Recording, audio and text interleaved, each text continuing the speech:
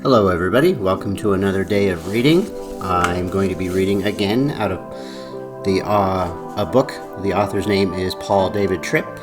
The name of the book is New Morning Mercies. But without further ado, let's get going, shall we? May 27th. Don't give away...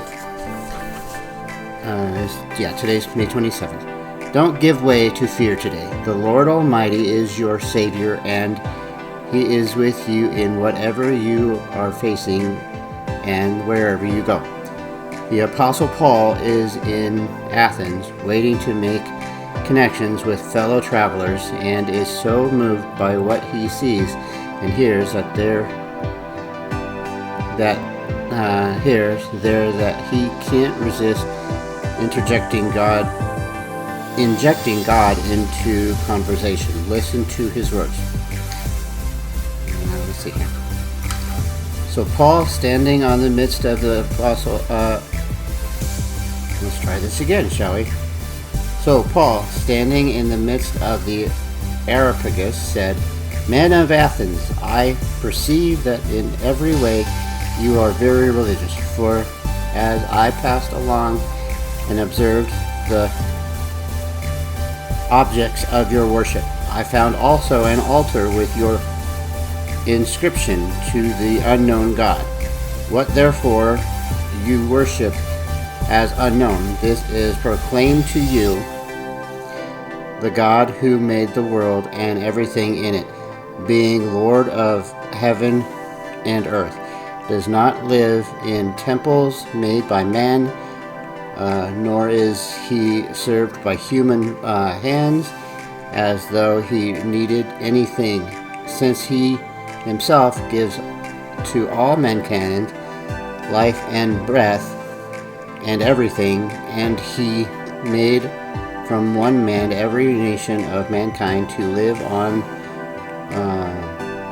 all of the face of the earth, having determined allotted periods and the boundaries of their dwelling place, that they should seek God and perhaps feed their way towards him and find him.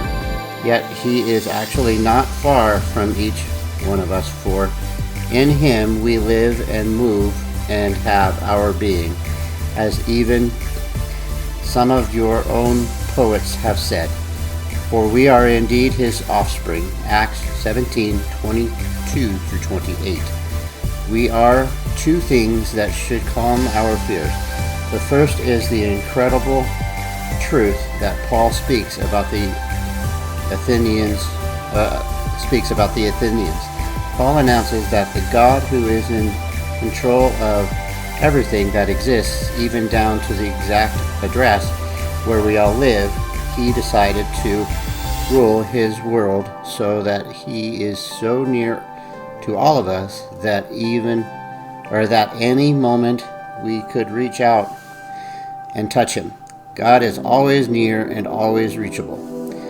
But more needs to be said. Yes, it is true that as sovereign God is not in power and rule, but it must also be said that as Savior, he is near in presence and grace. As sovereign, he rules over all the situations, locations, and relationships that may cause me fear. But as Savior, he is recruiting, empowering, and transforming me by grace. Because of God is my sovereign, my life is never out of control.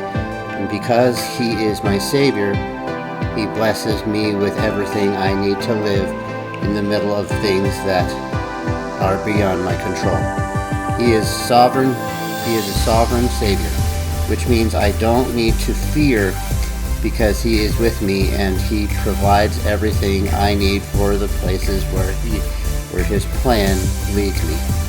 He rules and he graces me with everything I need to live inside his rule with peace, hope, and encouragement. Why then should I fear? For further study and encouragement, Isaiah 41, 1 through 20. This was a really simple, quick page yet again. I don't have much to say about further. on this topic. Thank you very much for listening in, and I appreciate you commenting below and subscribing to my channel. Give it a like, give it a sub. If you just want to sub me and don't want to have notifications coming to you, that's fine. But every sub that comes to me, that just broadens the ability for YouTube algorithm to get out there for people who want to listen to something religious. So with that said, I hope you all have a beautiful, wonderful day. God bless.